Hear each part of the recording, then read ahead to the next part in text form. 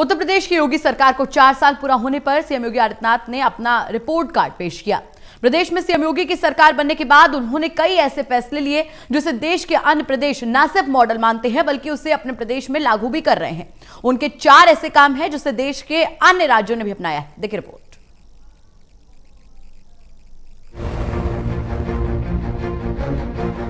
उत्तर प्रदेश में सपा और बसपा के बारी बारी शासन करने के मिथक को तोड़ते हुए बीजेपी ने साल 2017 के विधानसभा चुनाव में प्रचंड जीत हासिल की और पहली बार प्रदेश में बीजेपी की पूर्ण बहुमत की सरकार बनी। बीजेपी की जीत भी ऐसी थी कि शायद इससे पहले किसी भी दल को उत्तर प्रदेश में इतना बड़ा जनाधार नहीं मिला था।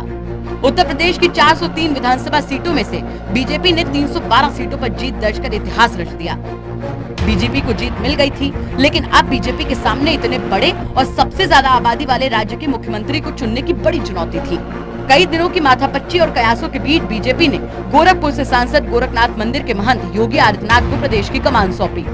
बीजेपी को प्रदेश में पूर्ण बहुमत तो मिल गई थी, लेकिन सरकार के सामने कई चुनौतियां थी, जिसका सीएम योगी आदित्यनाथ ने हर कदम पर सामना किया। न सिर्फ सामना किया बल्कि योगी सरकार के कामकाज की चर्चा प्रदेश के बाहर निकलकर देश भर में होने लगी।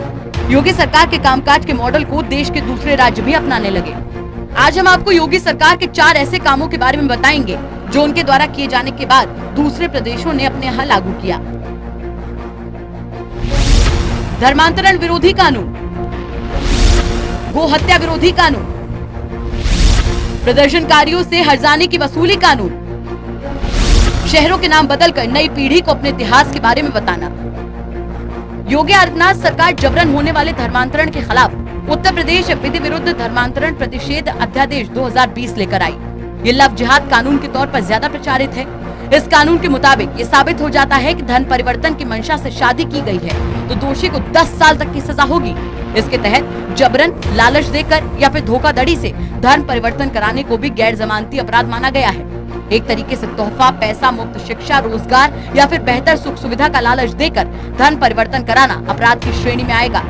योगी आदित्यनाथ ने यूपी की सत्ता पर काबिज होते ही सबसे पहले गो हत्या की रोकथाम के लिए सख्त कदम उठाए थे। इस दिशा में योगी सरकार ने उत्तर प्रदेश गोवध निवारण कानून बनाया, जिसके तहत गो हत्या पर 3 से 10 साल तक की सजा और गोवंश को शारीरिक तौर पर नुकसान पहुँचाने पर पौने 2 साल की सजा का प्रावधान है।